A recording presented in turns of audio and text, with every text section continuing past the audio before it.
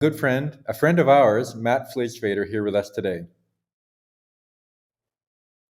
Welcome, Matt. Hi, thanks Uh, for having me here.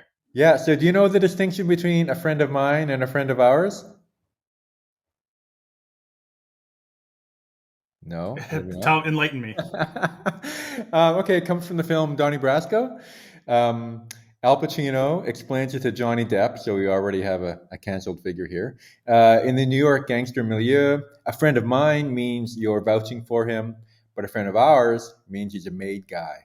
So in the Lacanian social link, I Right. think, a friend of You know, ours I means, forgot about that movie. yeah, I like that distinction. so a friend of ours means like a true blue Lacanian, which I think works for you. Okay, so here is Matt's bio. Matthew Flisfeder is an associate professor of rhetoric and communications at the University of Winnipeg. He is the author of The Symbolic, The Sublime, and Slavoj Žižek's Theory of Film, Postmodern Theory and Blade Runner, and most recently, Algorithmic Desire Toward a New Structuralist Theory of Social Media, which is the subject of a book symposium that will be published in the next issue of the journal Rethinking Marxism. Matt is also the co-editor with Louis Paul Willis of Zizek and Media Studies, a reader.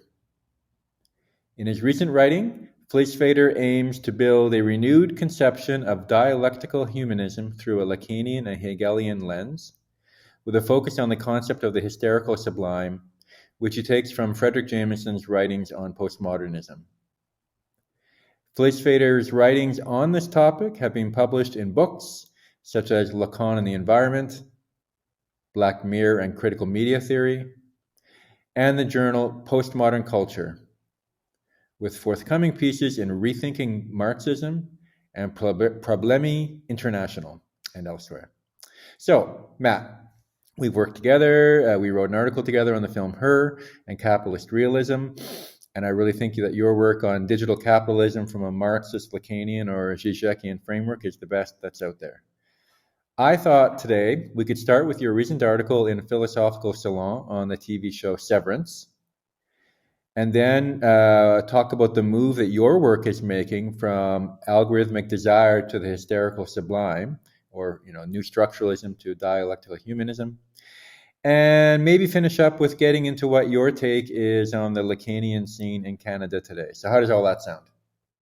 That sounds perfect. And I want to say that I go back to the article that we co-authored on her quite often. I think it holds up. What do you think? Yeah, I do. I like what we do about the sexual non-relation, and it really got me engaging with Mark Fisher's work for the first time, and I'm really happy about that because his ideas have continued to be really important for me. I think about it. I've been writing about Children of Men, and what he has to say there as well, and so he's an important figure. I think, I mean, her too. I mean, it's a movie I hadn't watched it in a long time, but going back to it now, it's in our what are we now, the third decade of the 21st century. I feel like we talk to our devices way more than we did 10, what was it, 10 years ago. Yeah, I don't yeah, know. Anyway, yeah. yeah, No, cool. yeah, more Latous. More Latouche, more Latouche. Okay, so let's start with your piece on Severance, where we see office workers. The TV show Severance. We see office workers who have an effective split between their work selves and their outside lives. Neither knows anything about the other. Is that right? I only saw the first couple of episodes. Hmm. So in the show, the two sides of the subjects try to reintegrate. And you critique that as what? Beholding to a Marxist humanist conception of alienation, the 1844 manuscript, Sartre, Henri Lefebvre, that Althusser broke with. Is that your kind of general line? So I think that it's the idea of reintegration in the show. Okay, so let me just back it up a little bit. So you did a great job explaining the concept of the series. So just to restate it one more time.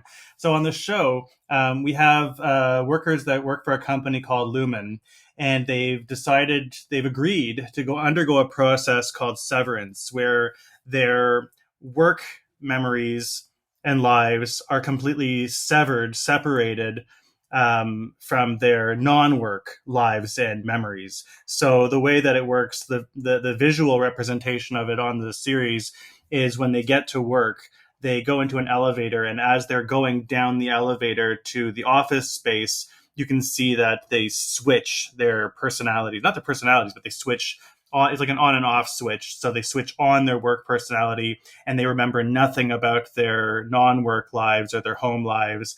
And then at the end of the day, when they leave work and they go back up on the elevator, the switch flips again, and they lose the memories of their work self. So they have no idea what they're working on in the office, and when they're in the office, they have no idea what their lives are, their personal lives are like. So in the course of the series, there is introduced this idea that you can reintegrate. There's reintegration. So reintegrate the two halves of the split subject here. So you can the attempt to try to reintegrate your work memories with your non-work memories. And in the course of the show, you see that there's complications in trying to do this. One of the characters, Petey, who was a former worker at Lumen, he's tried to undergo this process of reintegration, and it's resulted in absolute failure. He goes through a form of schizophrenia and ultimately dies in the show. Now, the way that I'm thinking about this idea of reintegration, it's kind of a retort not only to the Western Marxist humanist conception of disalienation, but I think it's also, interestingly, for me at least, a way to think some of the problems I have with a more post-humanist or a new materialist, imminent materialist, I guess I should say, way of thinking about the possibility to absolutely decenter human subjectivity. In an odd way, I think that there are some interesting correlations between the Western Marxist humanist conception of disalienation. So again, for people, just to remind folks, we're talking about here is the Western Marxist humanist return to Marx's 1844 manuscripts, where he talks a lot about the concept of alienation, and the fact that in perhaps some kind of future communist society, there can be a disalienation, a returning of the human subject to some kind of coincidence with its natural embodiment. And you see in different places there, Marx writes about a coincidence of a naturalism and a humanism, which is largely the influence of his reading Feuerbach. And then in the 20th century, the Marxist humanists like Lukács, Henri Lefebvre, Eric Fromm, and others advanced this notion of a politics of disalienation, so that if capitalism is alienating us from what? Alienating us from our basic nature, our so-called species being, alienating us from each other, alienating us from the products of our labor, that in the revolution against capitalism, there can be a disalienation, full transparency, we might say, no and a mediation. return to a full coincidence with nature. And then I think there's something similar happening. I'll just say quickly before you interject, Clint, with posthumanism. I think that there's something similar when we're talking about how a lot of posthumanist literature is critical of the notion of centering the human subject. And I think that, drawing on, but with a critical response, critical engagement with post-structuralist thinkers like Foucault, Derrida, Deleuze, and so on. And that's a longer conversation about where the critique comes in. But there's this sense of trying to decenter the human subject, to return the human subject back into some kind of plane of horizontal, immanent existence with all other nature and beings in the world. So I think that there's an interesting coincidence between Western Marxist humanists along the lines of a politics of disalienation and a post-humanist politics of decentering that is somewhat congealed in the way that the series Severance represents this notion of reintegration. Yeah. I mean, one thing I was thinking about when you started talking about the premise of the show, and I've been thinking lately about, algorithms, and if the algorithm is like a showrunner. If you think of the room in which they write the show, if that's like what the algorithm is doing to our kind of the narrative of our lives and so on. But like, what kind of negation is going on because effectively what the show is saying is that capitalism is already doing this, right? That when you go to work, it doesn't matter if you work for a social media company or a university or Starbucks or a weapons manufacturer. You have your work life, and then you have your private ethical subjectivity that's separate from that. So it's kind of a severance going on there, that an actually existing severance in terms of our lives itself. And is that those 4 levels of the Freud's 4 Vers that Zizek talks about in Less Than Nothing. The lightest is disavowal or Verleugnung, and then it's Verneinung or denial, and then it's Verdrängung or repression, and the worst is, or the hardest form of negation is foreclosure or Verwerfung.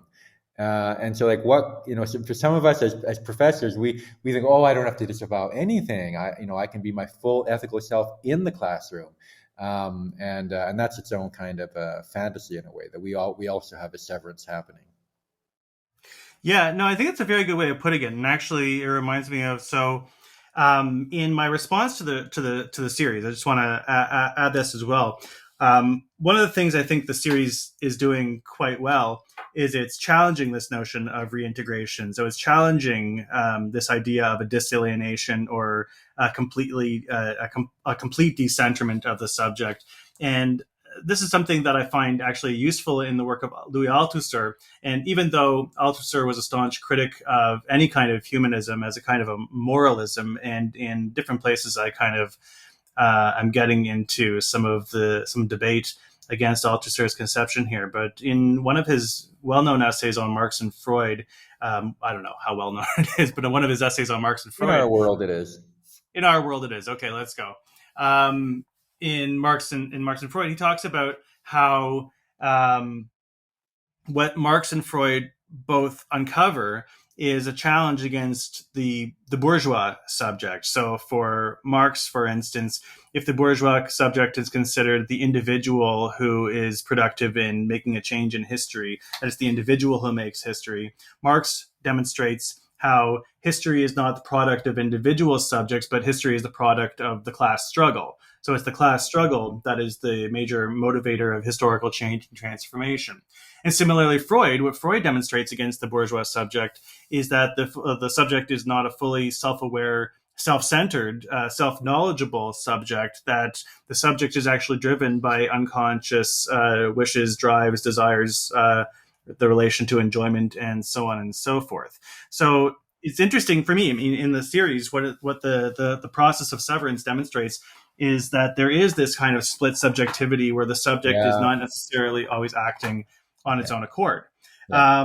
But I think that that's a useful way of thinking the subject. So rather than trying to imagine a reintegration as a disalienation or as a decentered, we're always already decentered. I mean, this is one of the things we see with Freud and the unconscious. We're already decentered. We're always already alienated, constitutively alienated. And part of the argument I want to make about that in the series is that it's a way for us to rethink our conceptions of freedom and choice, that, it's impossible. And I think that one of the things that liberal ideology, bourgeois ideology tries to show us is that, freedom means having it all, right? That you are alleviated of the loss that comes from making a choice, that you can have it all if you just act in this way or that way.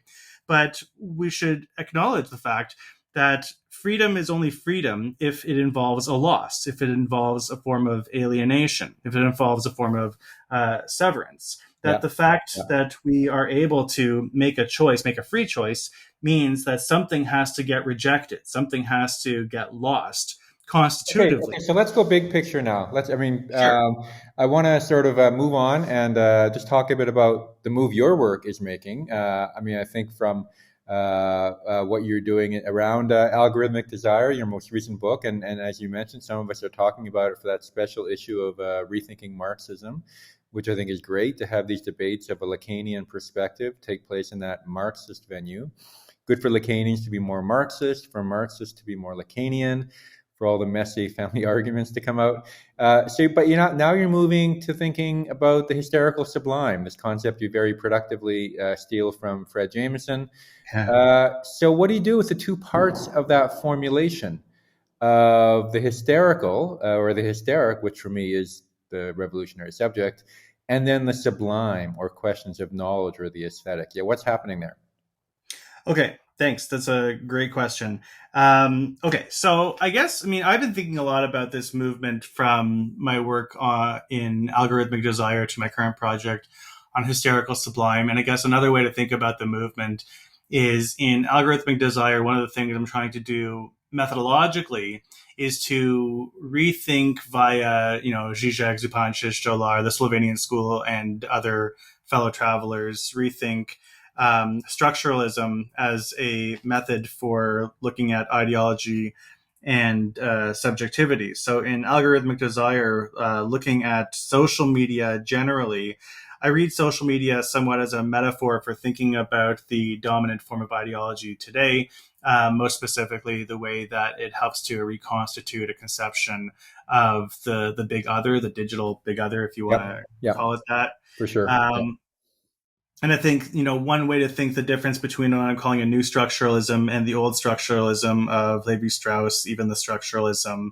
the kind of structuralism that people apply to the thinking of Louis Althusser, is that for them, the subject is somewhat symptomatic of the structure. That subject is an effect of the structure. Whereas I think that what the Slovenian school is trying to show, and via a return to Lacan, I think this is in Lacan as well, that subject is really what marks a gap or a fissure or the lack itself in the structure. So that the subject is not necessarily an effect of the structure, but in some ways it's consubstantial with the structure.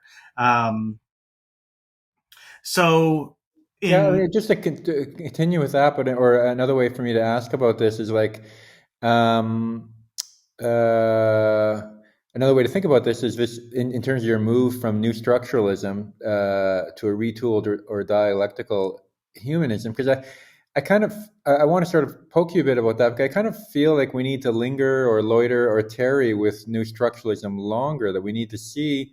I think that structuralism is a very interesting form of dialectics. It's already dialectical in a way. I don't buy there's binary oppositions on the one hand, that's sterile, apolitical structuralism, and there's a revolutionary, dialectic in terms of Marxism itself.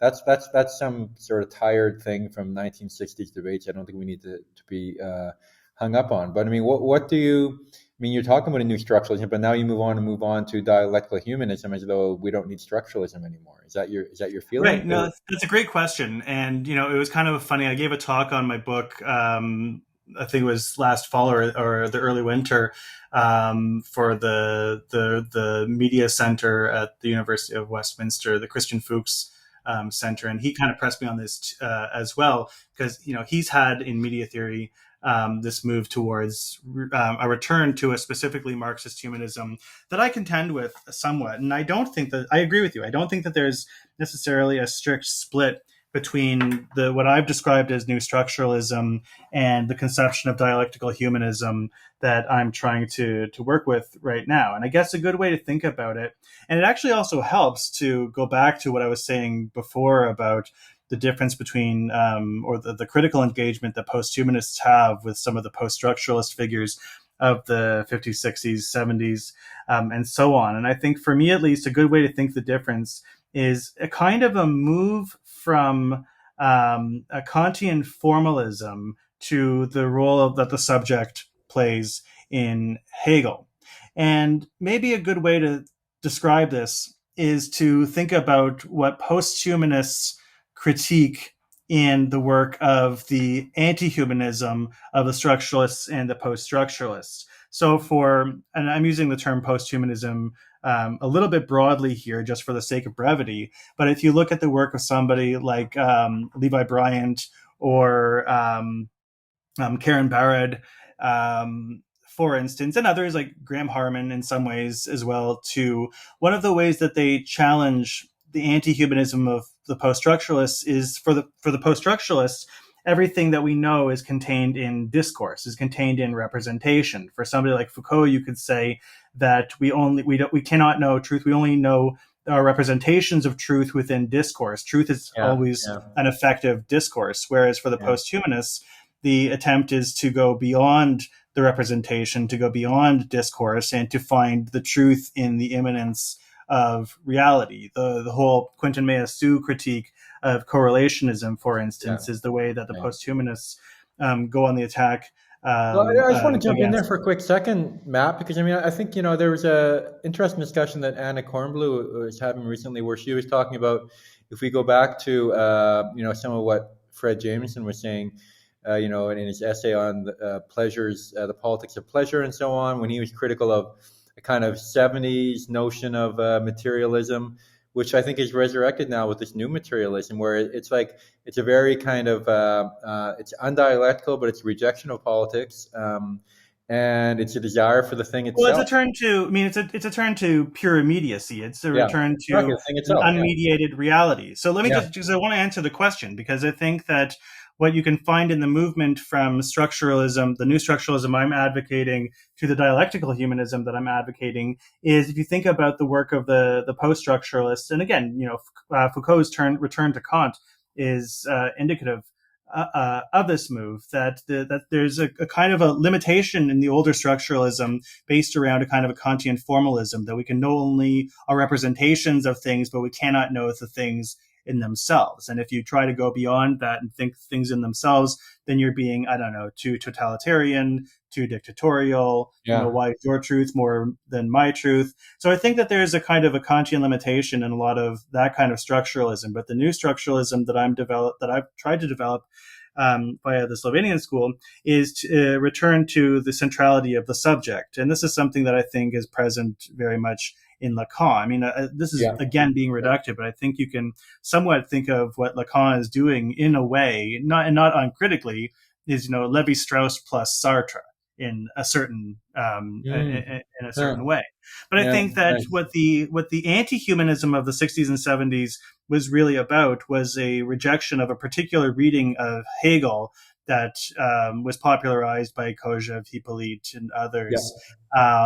That was then, Hegel was popularized as humanist by the work of Lefebvre, from Dostoevskaya and others in that period. But it was a Hegel that I think was largely read beginning, with a 20th century Marxist interpretation that was strictly focused on some notion of reconciliation, yeah, recombination, the recognition. old Yeah, stereotype of the synthesis, and so on. So I think that there's another way to conceive the influence of Hegel and the way that Hegel reads the subject that is humanist, but not necessarily in the sense, in the moralistic sense that I think was developed in the work of the 20th century Marxist humanists. And I guess a good way to think about the way that I'm thinking about humanism, not necessarily in moralistic terms, but much more in scientific terms, is even if you think about the kind of immanent critique that Marx is developing in Capital. I mean, people like to talk about, I think today, thinking about Capital as a work of political economy and not as what it was intended as, a critique of political economy read as bourgeois ideology. And what I see Marx doing is taking the bourgeois conception of a humanism, individualism, freedom, equality, and so on, and taking it to task and looking at it through a materialist analysis and asking, is the form of the bourgeois society actually meeting the goals that it espouses, or materially is it producing the complete opposite? And I think that what Marx shows is if we take humanism seriously, scientifically, to develop, freedom and equality universally, then we see that bourgeois society, capitalist society, has been unable or incapable, due to its own internal mechanisms materially, to produce the kind of freedom and equality that it espouses. okay, So so when I turn, well, let here's me just what, no, here's what I want you to do. I want you hold to, on one in sec. one, When I say humanism, I'm not talking about it in terms of moralistic sense. I'm talking about it in terms of the ideal, the goal that we're talking about. If we are socialists or communists or whatever you want to call us, the people that I'm engaging with here, that we still value freedom and equality, and we're trying to sure, figure sure, out okay, ways yeah, to of do course we this do. No, materially. Matt, I want you to answer a question here. Where does Zizek fit into this? 1 minute. Give me 1 minute. Tell me where Zizek fits into what you're So espousing. the very short, and I have a piece that takes this up in a collection, understanding Zizek, understanding modernism. I think you're contributing to it as well, where I say, and Zizek will very violently disagree with me on this point, but I think that Zizek, the way that I'm reinterpreting humanism is very much indebted to the work of Zizek. I see Zizek, despite his violent protestations that he is an anti-humanist or an inhumanist Yeah. thinker. I think that what I'm calling a humanism is very much based on his own rethinking of the work of Hegel. Okay. All right. Well, that book comes out next year, so we can look at that. Here's my final He's, question. he's challenged me. He's challenged me on this in a piece. I can't remember the title of it. And then I have a retort in an article Okay. that's going to be We can in follow that. Problemi The tennis International. match. So let's finish up with this question of Lacanian studies in Canada today. Sure. So clinically, there's the very interesting group of people in Quebec City: Willie Apollon, Danielle Bergeron, Lucie Canton, the founders of the GFREAK, the interdisciplinary group of Freudian research and clinical and cultural intervention, who are treating young adult psychotics at the 388 Center. We have regional formations like Lacan Toronto and the Lacan Salon in Vancouver, which are both study groups and clinical efforts. Theorists like yourself, people working in film and media like Christine Evans, Louis Paul Willis, who work in a more Marxist way. Conchetta Principe, who's editing an issue of English Studies in Canada on Lacan today. Sheila Kavanaugh at York, and myself, who have been trying to make connections to decolonization and indigenization. Chris Vanderwees and his project of interviewing Lacanians. So that's my survey. What are your thoughts? Where is it going? What excites you? What are you pissed off about? So it's kind of difficult for me because, I mean, my basic engagement with Lacan, um, or my attempt to engage with Lacan on the national scene has been, in Canada, I should say, it has been somewhat disappointing. However, outside of that, I'm speaking strictly in my own specific field in communication and media studies. Mm. Outside of my field in Canada, I've had some great engagements nationally with folks such as yourself and the Lacan Salon, our good friend Lou Paul Willis, and others. I worry that it's not as organized as it is elsewhere internationally, of course, on the French scene, but also in the US. And I've been involved, as you have been involved, with the LAC group, with Todd McGowan and Hillary Neroni, Jennifer Friedlander, and Henry Cripps. Henry Cripps. Thank you. I haven't had enough coffee. So, I mean, on the international scene, outside of my specific field of media and communication studies, I think I've had really good encounters and engagements with Lacanian theory. But in my own field, in specifically in Canadian communication and media studies, this is something I mention, I discuss in Algorithmic Desire. I think that we're still under the hegemony of Foucault and Deleuze.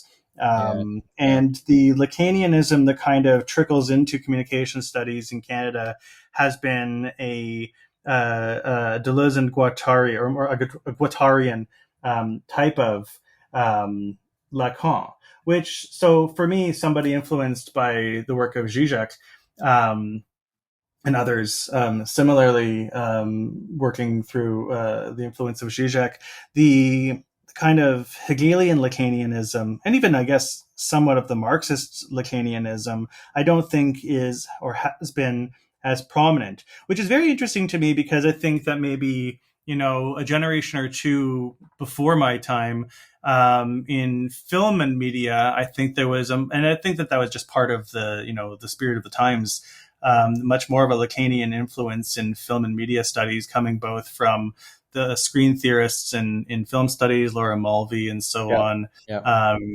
even the French precursors, Christian Metz, and then even some later in the way that it was taken up in cultural studies, which I think has a massive intersection with Canadian communication studies. But those engagements were largely critical of a Lacan that was focused mainly on, some of the écrits, mostly the mirror stage essay, and less They on didn't the understand Lacan. seminars, right?